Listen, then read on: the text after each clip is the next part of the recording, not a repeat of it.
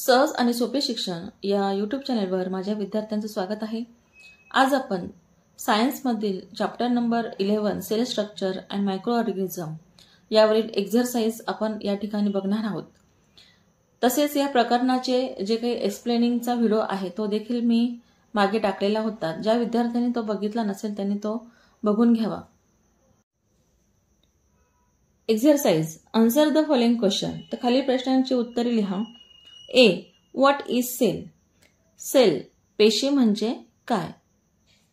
The cell is the fundamental, structural and functional unit of living organism. पेशी हा सर्व सजीवांचा स्ट्रक्चरल म्हणजे रचनात्मक, फंक्शनल म्हणजे कार्यात्मक, फंडामेंटल म्हणजे मूलभूत घटक आहे। Name the different organelles in the cell. Nucleus, endoplasmic reticulum, Golgi bodies, lysosome, mitochondria, vacuoles, plastids, etc. are the different organelles in the cell. तर पेशीची जी अंगके आहे ही त्यांची नावे आहेत। C. What are microorganism? सूक्ष्मजीव म्हणजे काय? Organism which cannot be seen with our eyes. असे सजीव की जे आपल्याला डोळ्यांनी दिसत नाही, but can only be observed under a microscope. की ज्यांना बघण्यासाठी आपल्याला सूक्ष्मदर्शकाचाच उपयोग करावा लागतो, are called microorganism. Example: amoeba, paramecium. D. Which are the different types of microorganism? सूक्ष्मजीवांचे विविध प्रकार कोणते? According to shape and life processes. मग आकार आणि ज्या काही जीवनक्रिया आहेत त्यावरून बघा, मायक्रोऑर्गॅनिझम्स R classified as 1. algae, 2. fungi, 3. protozoa, 4. bacteria, 5. viruses. Algae म्हणजे शैवाळ, फंगी कवके, प्रोटोझोआ आदिजीव, बॅक्टेरिया जीवाणू, व्हायरसेस विषाणू असे वर्गीकरण केले जाते। 2. fill in the blanks with the proper word. तर योग्य पर्याय वापरून किंवा योग्य शब्द वापरून आपल्याला रिकाम्या जागा पूर्ण करायच्या आहेत। The organelle called the chloroplast is present in plant cell only. तर असं हे अंगक की जे फक्त कशात असतं, प्लांट सेल मध्ये असतं, ते क्लोरोप्लास्ट म्हणजे हरितलवके। Garbage is converted into manure by micro organism. मग गार्बेज म्हणजे कचरा, मग कचऱ्याचं सूक्ष्मजीवांमुळे मॅन्युअर म्हणजे खतामध्ये रूपांतर होतं। C. In the cell photosynthesis is carried out with the help of chloroplast. मग पेशींमध्ये क्लोरोप्लास्ट म्हणजे हरितलवकांमुळे प्रकाश संश्लेषण ही क्रिया घडत असते। An electron microscope is necessary for the study of cell organelles. तर सेल ऑर्गॅनिल्स म्हणजे काय? पेशी अंगकांचा अभ्यासासाठी इलेक्ट्रॉन सूक्ष्मदर्शकाचा उपयोग किंवा वापर करावा लागतो। 3. What is differences between us? A. Plant cell and animal cell. त्याच्यात आपल्याला फरक स्पष्ट करायचा आहे। Plant cell. 1. Plant cell have cell wall. 2. Plant cell contain large vacuole. 3. Chloroplasts are present in plant cell. 4. There are no lysosomes. 5. Mitochondria are few in number. तर याच्या opposite बघा। 1. Animal cell do not have cell wall. 2. Animal cell contains small vacuoles. 3. Chloroplasts are absent in animal cell. 4. Lysosomes are present. 5. Mitochondria are greater in number. B. Prokaryotic cell and eukaryotic cell. प्रोकॅरियोटिक म्हणजे आदी केंद्रकी पेशी आणि युकॅरियोटिक sale म्हणजे दृश्य केंद्रकी पेशी की ज्याच्यामध्ये केंद्रक हा आपल्याला स्पष्ट दिसतो आणि आधी केंद्रकी पेशीमध्ये केंद्रक नसतो, पण त्याऐवजी केंद्रक म्हणजे न्यूक्लियस, त्याच्याऐवजी न्यूक्लियाइड असतं. पहिल्यांदा आपण प्रोकॅरियोटिक सेलचे फरक बघू. त्याच्यात काय आहेत मुद्दे. 1. Nucleus is absent. 2. The cell organelles are without membrane. 3. There is a single chromosome. 4. Mitochondria are absent. 5. Prokaryotic cell are found in blue-green algae and bacteria. Eukaryotic cell याच्या अपोजिट बघा. 1. Nucleus is present. 2. The cell organelles are bound with membrane. 3. More than 1 chromosomes are present. 4. Mitochondria are present. 5. Eukaryotic cells are found in plant and animals.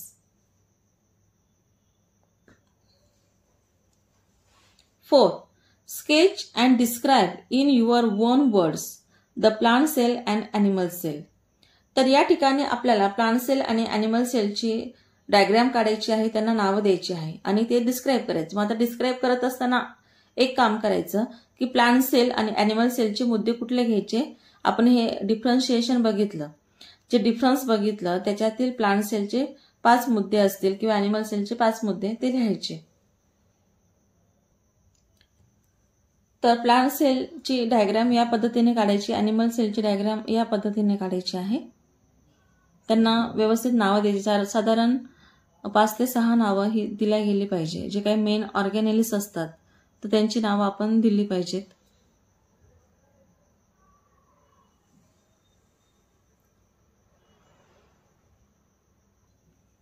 Five. Explain the uses and the harmful effects of micro organism. तर सूक्ष्मजीवांचे useful म्हणजे उपयुक्त आणि harmful म्हणजे हानिकारक असे जे काही परिणाम आहेत ते आपल्याला लिहायचे आहेत. पहिल्यांदा आपण बघू harmful effects of micro organism. Micro organisms spoil the food. 2. Some microbes release toxic material into the food. 3. Eating such spoiled food can cause loose motions and vomiting. 4. Microbes cause diseases like malaria, dengue, elephantitis, yellow fever, chikungunya, Zika fever, etc. 5. Common cold, cough, diphtheria, pneumonia, tuberculosis are the diseases of respiratory tract which are caused by microbes. 6. Amoebiasis, typhoid, chlorella, hepatitis, gastro are caused by water and food-borne microbes. Uses of microorganism. तर मायक्रोऑर्गॅनिझमचे use म्हणजे उपयोग आपल्याला बघायचे आहेत. 1. Microorganism decompose the garbage and convert it into manure. तर कचरा असेल त्याचं ते विघटन करतात आणि त्याचं उत्तम खतामध्ये रूपांतर करतात. 2. Micro organism are also useful in fermentation process. तर फर्मेंटेशन प्रोसेस म्हणजे किण्वन क्रिया यामध्ये सूक्ष्मजीवांचा वापर केला जातो. 3. Useful in production of milk product like butter, butter milk, cheese, paneer etcetera. त्यानंतर दुधाचे जे काही पदार्थ असतील तर त्यामध्ये सुद्धा butter, butter milk, cheese, paneer यामध्ये बनवण्यासाठी मायक्रोबचा उपयोग केला जातो. Useful in production of antibiotics म्हणजे प्रतिजैविके, वॅक्सिन, लस, टॅनिंग ऑफ स्किन म्हणजे कातडी कमावणे, प्रोडक्शन ऑफ रोप, दोर बनवणे, स्ट्रिंग्स फ्रॉम ॲग्यू. ॲग्यू म्हणजे घायपातीच्या वनस्पतींपासून दोरा किंवा दोरखंड बनवण्यासाठी मायक्रोबचा उपयोग केला जातो. 5. Micro organism are used to clear the layer of oil floating on the surface of an ocean.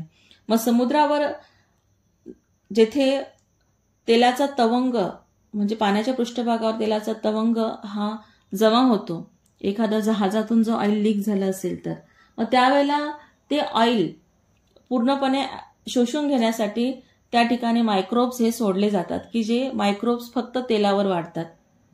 6. Some microorganisms present in the soil and those in the root nodules of leguminous plant convert atmospheric nitrogen into its compound. म्हणजे काय leguminous plants असतील तसेच जे काही microbe सॉइलमध्ये present असतात तर leguminous प्लांटच्या route नोडल्सवर हे मायक्रोब्स असतात तर ते हवेतील जो काही नायट्रोजन आहे त्याचं रूपांतर नायट्रोजनच्या संयुगांमध्ये म्हणजे कंपाऊंड्समध्ये नायट्रेट्समध्ये करत असतो. 6. Give reasons. A. Diseases spread on a large scale during periods of heavy rainfall and floods. महापूर अतिवृष्टी या काळात रोग प्रसार होतो. 1. Heavy rainfall and flood causes growth and spread of various disease. तर जोराचा पाऊस आणि महापूर याच्यामुळे जे काही वेगवेगळे प्रकारचे डिसीज असतील आजार असतील त्यांची वाढ आणि त्यांचा प्रसार होत असतो. The water and food gate contaminated. पाणी आणि अन्न पदार्थ हे प्रदूषित होतात. The water logging cause growth of micro organism and house flies. मग पाणी साठल्यामुळे त्यात मायक्रो ऑर्गॅनिझम म्हणजे सूक्ष्मजीव आणि ज्या काही माशा असतात त्यांची वाढ होत असते. द पडल कॉजेस ब्रीडिंग ऑफ मॉस्किटो. मग जिथे डबके असलेले असतील त्या ठिकाणी डासांचा प्रादुर्भाव वाढतो. B. There is a possibility of food poisoning if we eat stale food. शिळे अन्न खाल्ल्याने विषबाधा होण्याची शक्यता असते. 1. द स्टेल फूड हॅव मायक्रोब्स. मग शिळ्या अन्नामध्ये सूक्ष्मजीव असतात. 2. Microbes release toxic materials into the food.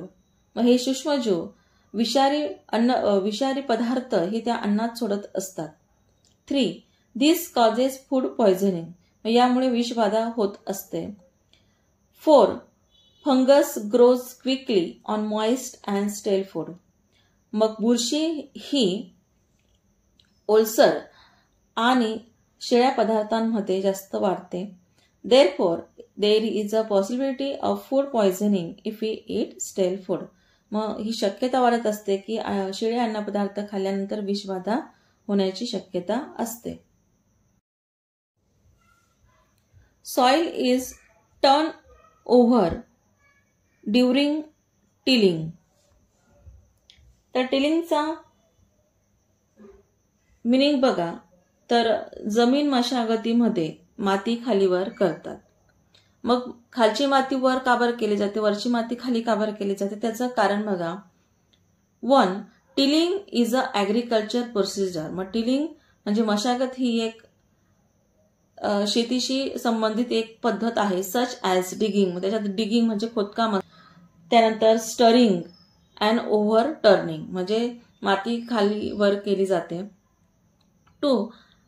Soil contains some useful bacteria and fungi. मातीमध्ये काही युजफुल म्हणजे उपयुक्त असे बॅक्टेरिया आणि फंगी असतात. बॅक्टेरिया आणि and fungi decompose the organic matter and produce fertiliser. मग बॅक्टेरिया आणि फंगी काय करतात तर ते डिकम्पोज करत असतात. जे ऑर्गॅनिक मॅटर असतात वनस्पती आणि प्राण्यांचे जे औषध असतात त्याचं रूपांतर ते फर्टिलायझरमध्ये म्हणजे उत्तम खतात ते करत असतात. 4. Some microbes fixes atmospheric nitrogen. They help the plant to get nitrogen. त्यानंतर काही मायक्रोब्स हा हवेतील नायट्रोजन असतो त्याचं फिक्सेशन करतात त्याचं कंपाऊंड्समध्ये रूपांतर करतात आणि अशा पद्धतीने वनस्पतीला ते हवेतील नायट्रोजन पुरवत असतात. 5. Thus to have better yield. अशा प्रकारे ऑफ क्रॉप म्हणजे पिकांचं योग्य उत्पादन मिळवण्यासाठी the soil is turn over during tilling to mix the bacteria. मग मातीमधील जे बॅक्टेरिया असतील खाली जमिनीच्या खाली असतील किंवा मातीच्या खाली असतील ते वर आणण्यासाठी किंवा वरचे खाली नेण्यासाठी या पद्धतीने ही टिलिंग प्रोसिजर केली जाते. D. Fungus grows quickly in moist or humid condition. मग बुरशी ओलसर जागी चटकन वाढते. त्याचं कारण बघा. 1. Fungus need suitable condition for the growth. मग जी काही बुरशी आहे तिला योग्य अशी परिस्थिती आल्यानंतर तिची वाढ होत असते. फंगस नीड्स मॉइस्ट और humid condition to grow and reproduce. मग फंगसला ओलसर आणि दमट अशा हवामानाची गरज असते वाढीसाठी आणि प्रजननासाठी. 3. It does not grow in dry condition. मग कोरड्या वातावरणामध्ये फंगस ही वाढत नाही. E. A refrigerator is used in almost every home. घराघरांमध्ये शीत कपाटांचा म्हणजे जे आपण त्याला फ्रीज असं म्हटलं जातो तर त्यांचा वापर करतात. त्याचं कारण बघा. 1. The temperature of refrigerator is cold. मग रेफ्रिजरेटरचं तापमान हे अत्यंत थंड असतं. म्हणजेच किती तर बघा, that is 0 degree Celsius to 4 degree Celsius. 2. Harmful microbes grow only in temperature range of 15 degree Celsius to 35 degree Celsius. तर मायक्रोब्स म्हणजे जे काही हानिकारक मायक्रोब्स असतात त्यांची वाढ ही 15 डिग्री सेल्सिअस आणि 35 अंश सेल्सिअस या तापमानांच्या दरम्यान होत असते. 3. Microbes do not grow in cold temperature. मग रेफ्रिजरेटर म्हणजे जे काही कोल्ड टेम्परेचर आहे अशा याच्यात मायक्रोबची वाढ होत नाही. 4. Therefore, to avoid growth of microbes and spoilage of food, refrigerator is used. मग अन्न पदार्थ स्पॉइलेज म्हणजे नासाडी होण्यापासून आणि मायक्रोबची ग्रोथ टाळण्यासाठी रेफ्रिजरेटरचा उपयोग केला जातो.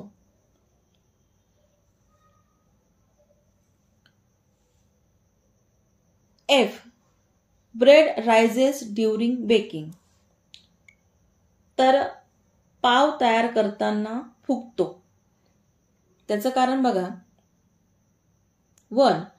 Yeast are used in bread making process.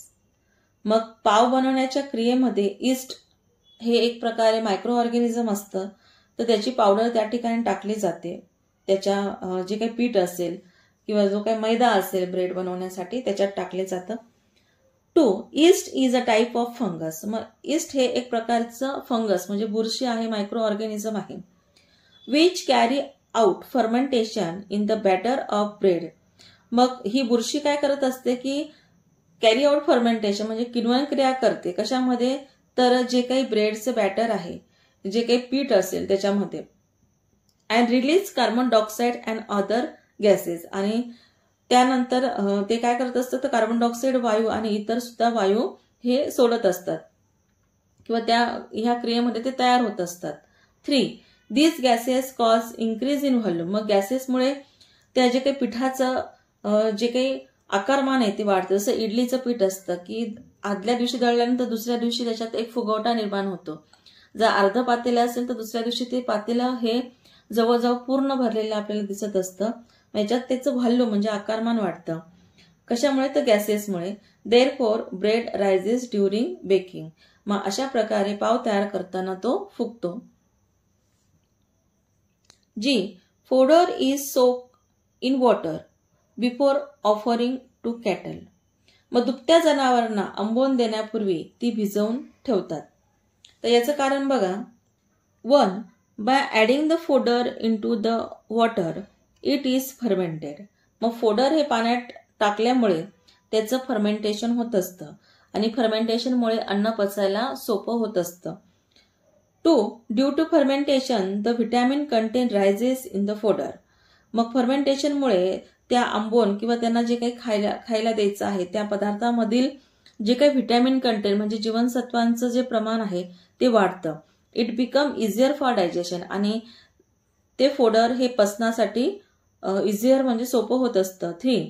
Therefore soak fodder is good for healthy and strong animal. मग ॲनिमल हे स्ट्रॉंग आणि हेल्दी होण्यासाठी अशा प्रकारे सोक फोडर हे उपयुक्त असतं. 7. When will you use a simple microscope and when a compound microscope. साधा व संयुक्त सूक्ष्मदर्शक तुम्ही कशासाठी वापराल. Explain in detail how you will use them. ते सविस्तर लिहा. सिंपल मायक्रोस्कोप साधा सूक्ष्मदर्शक. 1. The simple microscope is use for enlarging small object which are visible to us. मग ज्या वस्तू असतील ज्या छोट्या असतील पण त्या आपल्याला डोळ्यांनी दिसत असतील त्या फक्त मोठ्या करून बघण्यासाठी साधा सूक्ष्मदर्शकाचा वापर करतात. The simple microscope stage can be use for direct observation. या ठिकाणी सिम्पल मायक्रोस्कोपचं जे स्टेज आहे त्या स्टेजवर जे काही भिंग असेल त्याच्याखाली डायरेक्ट ऑब्जेक्ट ठेवलं जातं आणि ते बघितलं जातं. यासाठी स्लाइडचा वापर केला जात नाही. कंपाऊंड मायक्रोस्कोप संयुक्त सूक्ष्मदर्शक. 1. Compound microscope is required for observation of microbes. म्हणजे काही सूक्ष्मजीव आहे जे आपल्याला उघड्या डोळ्याने दिसत नाही ते बघण्यासाठी संयुक्त सूक्ष्मदर्शकाचा म्हणजे कंपाऊंड मायक्रोस्कोपचा वापर केला जातो. 2. It is used to see objects which are smaller than 100 micrometer in size. मग 100 मायक्रोमीटर पेक्षा लहान आकाराच्या जे काही मायक्रोब्स असतील किंवा वस्तू असतील त्या बघण्यासाठी कंपाऊंड मायक्रोस्कोपचा उपयोग केला जातो. And cannot be seen with our naked eyes. की ज्या वस्तू आपल्याला उघड्या डोळ्याने दिसत नाही त्या सुद्धा बघण्यासाठी कंपाऊंड मायक्रोस्कोपचा वापर होतो. 3. An object on a glass slide magnified many times by the lenses of this microscope. मग ग्लास स्लाइड वर जो काही ऑब्जेक्ट असेल तो ह्या कंपाऊंड मायक्रोस्कोपला जो काही लेन्स लावलेला आहे त्याच्याने तो अत्यंत मोठा करून आपल्याला बघता येतो. तर अशा प्रकारे चॅप्टर नंबर 11 यावरील आपली एक्झरसाइजचा हा व्हिडिओ आपला पूर्ण झालेला आहे.